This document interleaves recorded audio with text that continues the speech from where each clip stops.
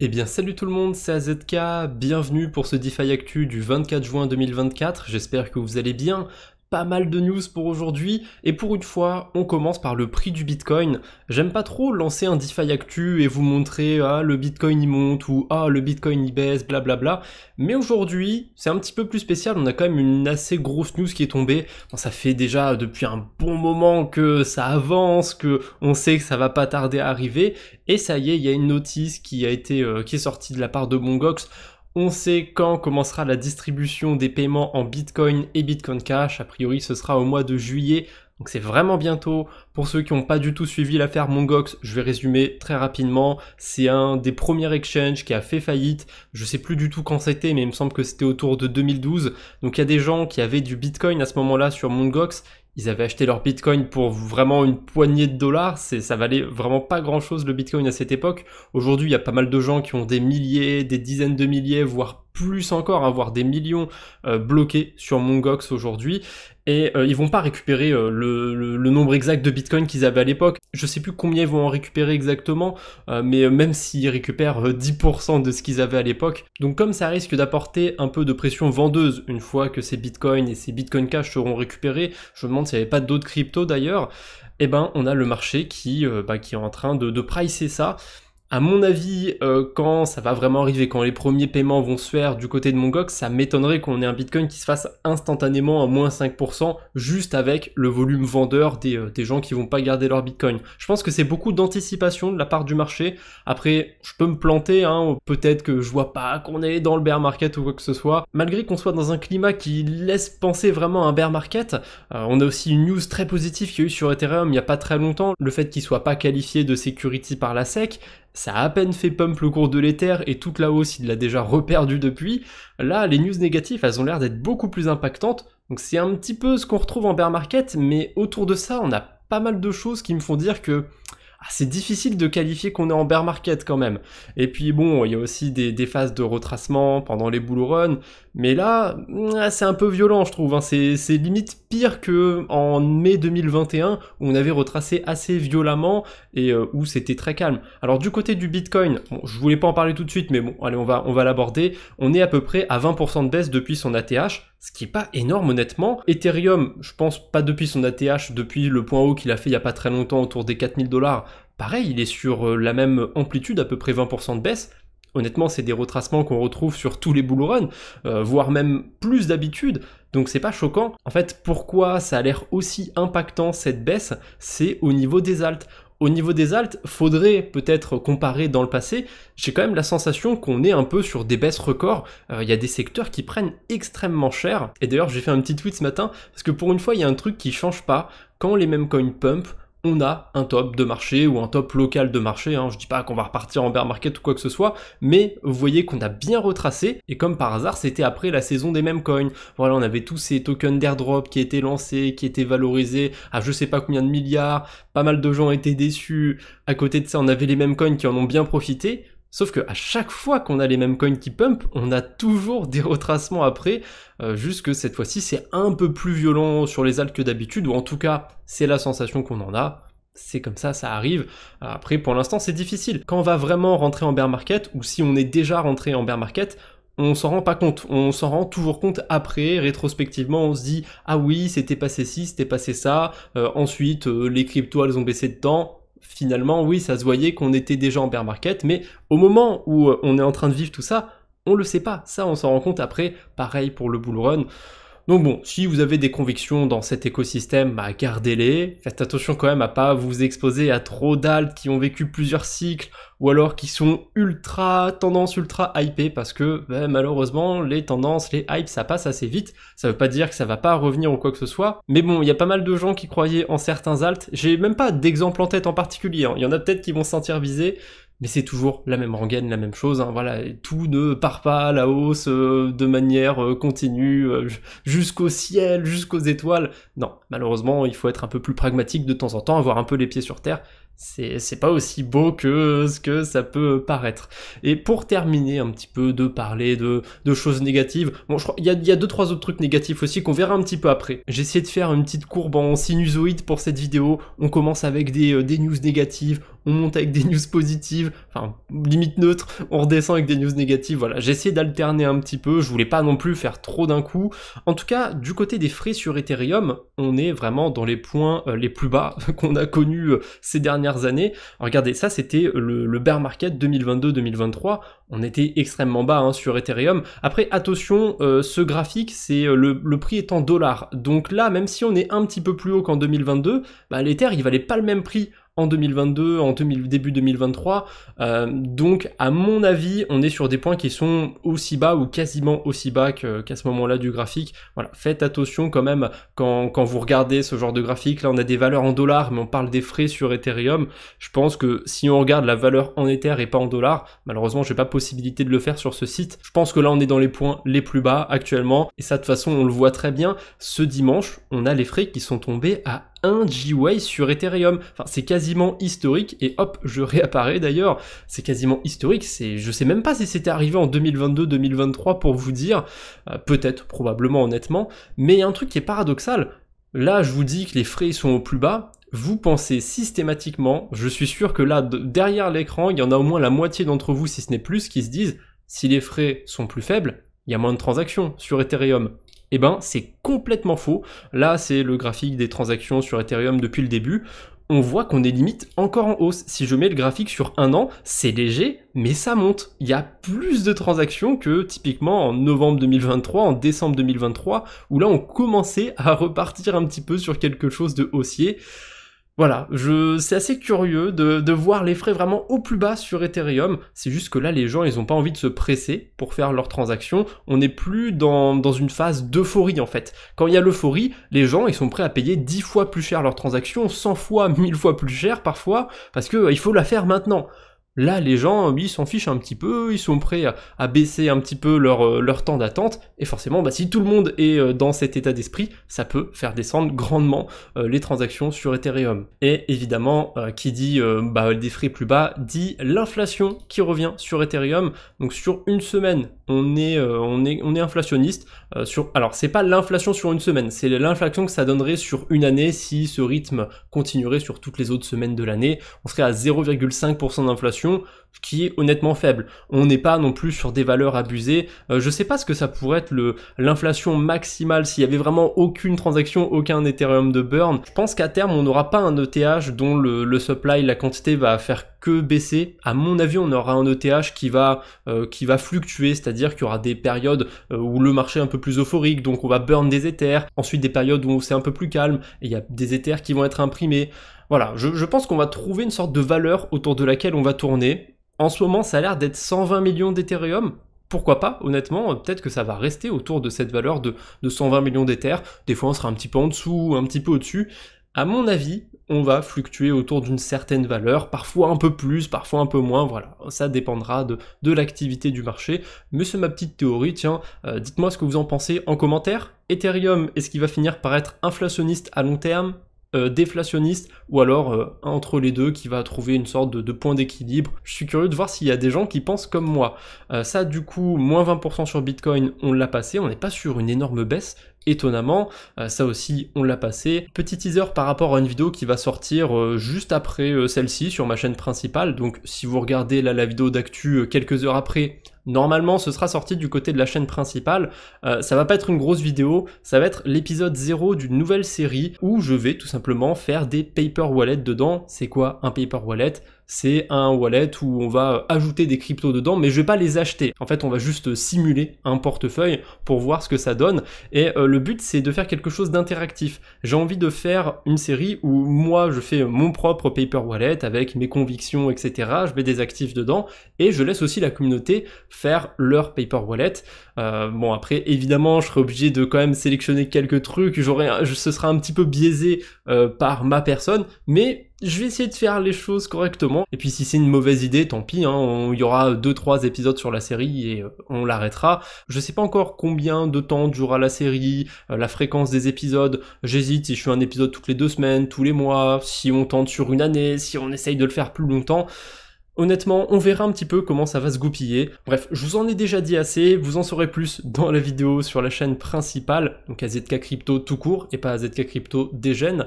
On enchaîne, voilà, pas de transition avec Polymarket, l'open interest, donc les paris en gros qu'il y a actuellement sur Polymarket, ils sont sur un nouvel ATH, il y a plus de 30 millions de dollars d'open interest, donc de paris ouverts sur Polymarket.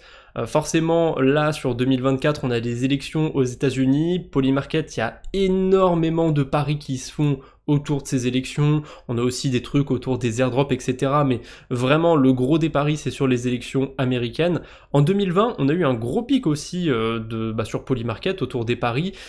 Soit c'était les élections américaines, parce qu'il y en a aussi eu en 2020, soit, d'après ce que quelqu'un a dit dans les commentaires, a priori le Covid, les gens qui pariaient sur la pandémie, c'est pas impossible, hein, ça m'étonnerait pas, mais bon, vu le timing, on est vraiment autour du mois de novembre, et c'est là qu'il y a eu les élections. À mon avis, c'était plutôt les élections américaines, donc là, si on est déjà sur des ATH en juin, à mon avis, Polymarket, ça va donner quelque chose autour du mois de novembre, hein, si je dis pas de bêtises, c'est ce mois-là qu'il y aura les élections aux États-Unis. Ça risque de faire beaucoup de volume.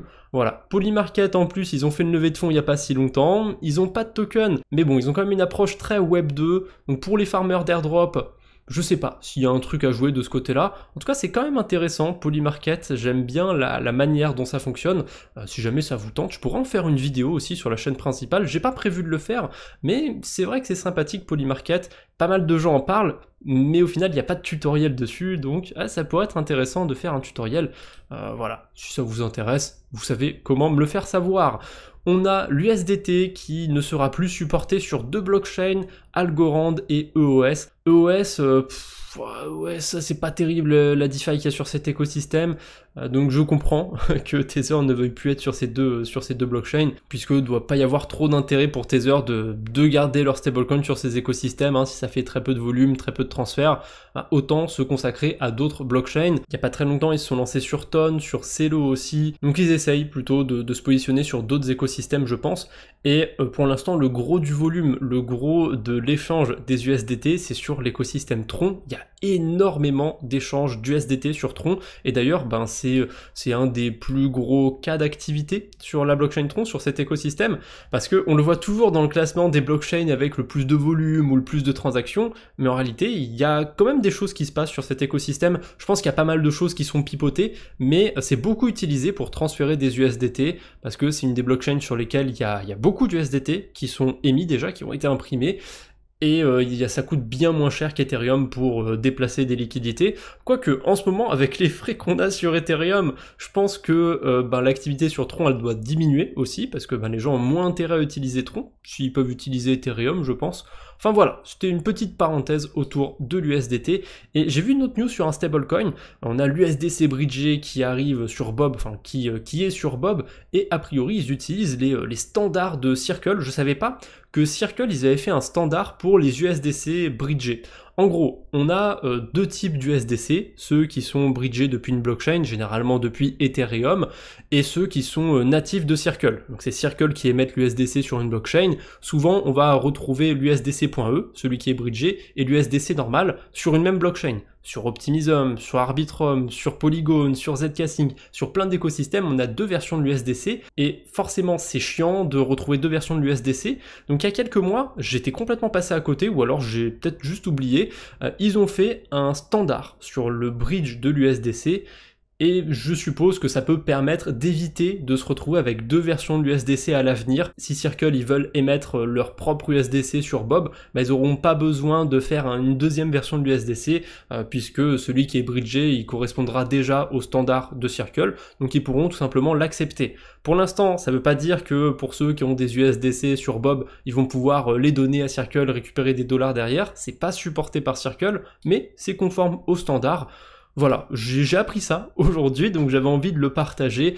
Une petite news aussi du côté de AAV, c'est sûr à 100% que AAV va arriver sur ZkSync, mais bon, les choses se font comme elles doivent se faire. On a eu un premier vote sur Snapshot, bon, majoritairement voté oui, il y a eu un vote non et 662 000 votes oui, donc voilà, il n'y a aucune chance à mon avis que AAV n'arrive pas sur ZkSync. Pour l'instant, c'est une sorte de pré-vote, le vote réel aura lieu sur AAV, et ça devrait pas trop tarder. Et sachant que AAV a récupéré des tokens ZK de l'airdrop de ZkSync, parce qu'il y a aussi des protocoles qui ont touché des tokens, je pense qu'ils ont, ils ont tout intérêt à se déployer sur cet écosystème. En tout cas, ils ont été bien incentivés par ZK Sync.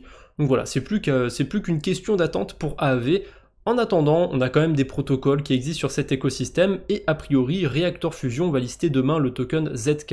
Alors c'est peut-être anecdotique pour la plupart d'entre vous, mais moi je sais déjà qu'on va pouvoir faire des stratégies sympathiques, soit en déposant du ZK en collatéral, soit en empruntant du token ZK. On en parlera peut-être dans un quadbo sur la DeFi, mais à mon avis, dans les prochains jours, les prochaines semaines, on va vraiment avoir des trucs sympas à faire sur ZK Sync. Ça veut pas dire que ce sera le meilleur, les stratégies absolues à faire, sinon on est un mauvais farmer. Non, pas du tout, mais il y a des choses sur plein d'écosystèmes. D'ailleurs, à la fin de la vidéo, je préférais garder ça pour la fin, on va parler vite fait de la blockchain Sui. Je vais pas vous montrer des exemples concrets en détail, mais je vais vous donner quelques petites idées. Bref, tant qu'on parle aussi de Layer 2, je vous ai parlé de ZK Sync, on a des déblocages qui arrivent sur pas mal de Layer 2, là, fin juin, début juillet. Alors du côté d'Optimism, Immutable X, Starknet et Arbitrum, ça va jusqu'à 5% de la market cap pour Starknet. Donc c'est quand même un peu significatif, mais c'est pas non plus la folie. Celui pour lequel c'est le plus violent, c'est Neon EVM. Il me semble que c'est un Layer 2 de Solana, si je dis pas de bêtises. Et pour lui, il y a 5,3% des tokens. Donc actuellement, c'est 61% de la market cap qui va être délivré comme ça du jour au lendemain. En général, ce genre de déblocage, de gros déblocage même, c'est pricé à l'avance. Après, ça veut rien dire. Mais voilà, vous êtes au courant si jamais vous holdez un de ces tokens. Possible pression vendeuse qui s'abattent sur ces tokens dans les prochains jours, voire même les prochaines semaines, puisque pour Starknet, Immutable X, Arbitrum, on est sur mi-juillet. C'est le retour des mauvaises nouvelles, malheureusement. On va parler un petit peu des hacks. Il y en a eu quelques-uns ce week-end, à commencer par CoinStats. Alors CoinStats, a priori, ils avaient un outil qui permettait de créer des wallets directement. Si jamais vous avez créé un wallet avec CoinStats, bougez tout de suite vos fonds, si par chance vous avez encore vos fonds dessus, puisqu'il y a une faille qui a été découverte, donc si vous avez la possibilité, bougez vos fonds le plus vite possible. Mais bon, là on est 2 jours après la faille, donc ouais, ça commence à être tard, ce genre de faille en général, ça fait pas de cadeau malheureusement. On a eu d'autres hacks aussi du côté de BTC turc, donc vu le nom, je pense que c'est un exchange turc, c'est assez logique. On a eu Sportsbet aussi, je n'ai pas du tout vu passer, et Farcana qui se sont fait hacker 24 millions à peu près de tokens phares, je sais pas combien ça vaut, mais en faisant la déduction de tout ce qui a été hacké ici et de la valeur au total qui a été hacké, ça a l'air de valoir plusieurs millions de dollars, 7 millions de dollars à peu près, donc c'est pas rien. En tout cas, ça me dit rien, Farcana. On a eu des hacks assez vénères ce week-end, mais je remarque quand même que c'est soit autour de wallet, soit autour d'exchange. On a de moins en moins de hacks du côté des protocoles de DeFi. Il y en a encore quelques-uns, mais honnêtement, c'est pas le Far West de 2021-2022. Je pense qu'on peut pas dire que la DeFi, c'est un écosystème mature pour l'instant, mais c'est quand même bon signe. Chaque jour qui passe où il n'y a pas un gros hack qui a été découvert sur la DeFi, ça renforce plus ou moins les protocoles de l'écosystème. Donc c'est plutôt une bonne chose au final. Et on enchaîne avec les levées de fonds. J'aurais bien aimé vous dire, ouais, aujourd'hui il y a plein de projets qui ont levé plein d'argent, c'est super.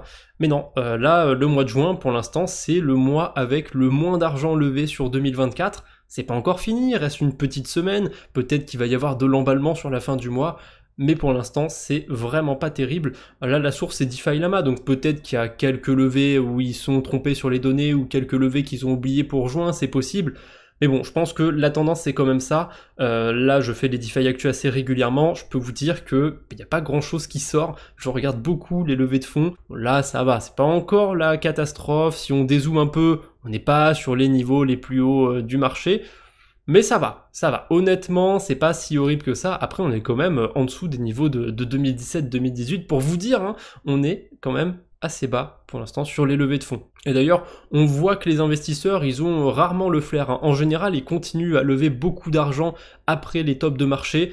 Seule exception, c'est en novembre 2021 où il y a eu énormément de pognon levé ce mois-ci et c'était le top de marché. Pour une fois, ils l'ont trouvé, j'ai envie de vous dire. Mais après, il y a quand même des milliards qui ont été levés chaque mois quasiment et ça a commencé à se tasser après Terra Luna. Donc c'est pour vous dire à quel point les investisseurs, ils étaient un peu en retard. Donc pour l'instant, ils n'ont pas l'air d'être au rendez-vous, mais ça s'explique à mon avis par rapport à la situation au global dans l'économie. C'est pas du tout favorable au marché à risque. Puis peut-être que c'était juste une hype, hein. Le gros de la hype c'était en 2021 et qu'il y aura plus jamais autant d'argent levé dans l'écosystème. Ça veut pas dire que Bitcoin il ira jamais à 100 000 ou qu'on n'aura plus rien qui va se créer sur l'écosystème. Honnêtement, c'est difficile de le dire pour l'instant. Et puis hein, forcément, dans le contexte où on est, où ça baisse bien sur les cryptos, sur les alts, on aurait plutôt tendance à vouloir se rabaisser, se redescendre, se dire qu'on n'ira jamais sur des points plus hauts. Mais bon, peut-être que ça va être différent sur les prochaines années. Allez, on revient sur des news un peu plus positives / neutres. On va parler un petit peu de points, évidemment.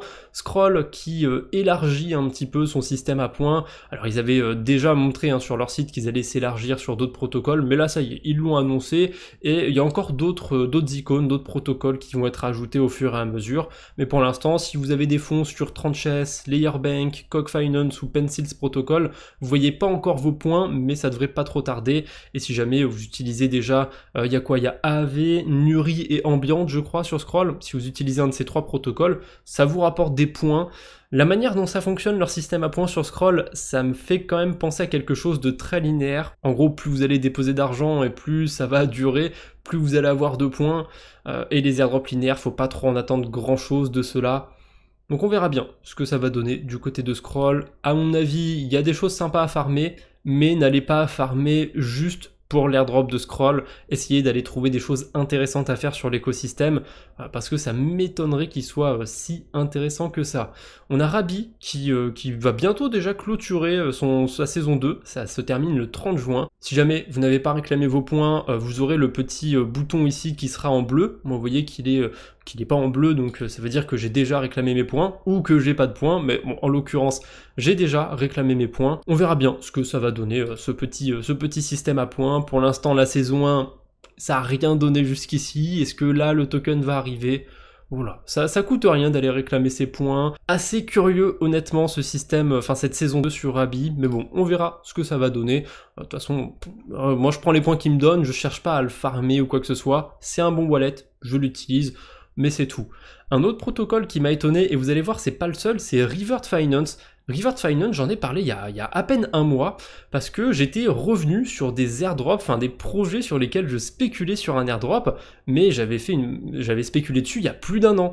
Et Revert Finance, il n'y avait rien de nouveau, en fait, au moment où ma vidéo est sortie, et littéralement une semaine, quelque chose comme ça, après ma vidéo, qu'est-ce qu'ils font? Ils lancent un système à points. Je sais pas si je l'ai passé dans un DeFi Actu, j'ai le doute. Du coup, voilà, comme je suis retombé dessus par hasard, Revert Finance, ils ont un système à points. Après, c'est vraiment un protocole très spécifique, très complexe. Ça permet de repositionner des pools sur Uniswap, de réinvestir automatiquement les frais générés sur des pools. C'est un outil très utile pour ceux qui utilisent beaucoup Uniswap V3, mais pour le commun des mortels, je vous déconseille un petit peu d'aller farmer les points sur Revert Finance parce que c'est pas hyper facile. Il y aura peut-être des stratégies débutants friendly, on va dire, adaptées aux débutants, mais bon, je suis pas sûr que ce soit un airdrop idéal à farmer pour les débutants, parce que là on rentre vraiment dans des protocoles qui sont assez compliqués à utiliser. Et un autre protocole que j'avais cité dans ma vidéo, ou en tout cas il me semble l'avoir cité, c'est Cyan. Et Cyan, j'ai pas fait gaffe non plus, mais ils ont lancé un système à points, ça fait encore plus longtemps que ça, c'était avant ma vidéo, mais ils le mettent pas du tout en avant, on dirait, c'est assez curieux, et ça a commencé le 13 décembre 2023, et sur leur site, ils disent qu'il y a des nouveaux trucs tous les mois. Il n'y a pas l'air d'avoir eu de nouveaux trucs tous les mois, honnêtement. Pour terminer, je vous ai dit qu'on parlerait un petit peu de SUI. Sur SUI, les APR, ils ont bien baissé sur les protocoles de prêt et d'emprunt. On était resté sur des 20% pendant des mois et des mois. Maintenant, j'ai l'impression qu'on a des trucs très sympas à faire autour de l'emprunt. Vous voyez que là, sur Scalop, si on emprunte de l'Ether, on peut être payé avec 40% d'intérêt bonus, l'USDC, l'USDT 26, 31. Donc j'ai pas été voir en détail, mais en regardant ces chiffres, je suis persuadé qu'on peut faire des stratégies assez sympathiques sur l'écosystème SUI. Typiquement, si on a des stablecoins, on peut emprunter de l'Ether et soit on fait du delta neutre, c'est-à-dire on short l'Ether et à côté on parie à la hausse sur un protocole de perpétuel, ou alors on achète de l'Ether et on va le staker. Ça permet de faire une position delta neutre qui est pas trop dégueu, mais je pense qu'il y a mieux à faire. On pourrait éventuellement faire la même chose avec du SUI, hein, puisqu'on peut emprunter du SUI avec 30% d'intérêt bonus, voire du SUI staké avec encore plus d'intérêt bonus.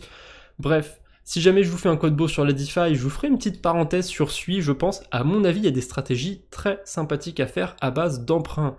Voilà, c'est tout ce que j'avais pour aujourd'hui. J'espère que cette petite vidéo vous a plu. On se retrouve bientôt, j'espère. D'ici là, portez-vous bien. Salut tout le monde!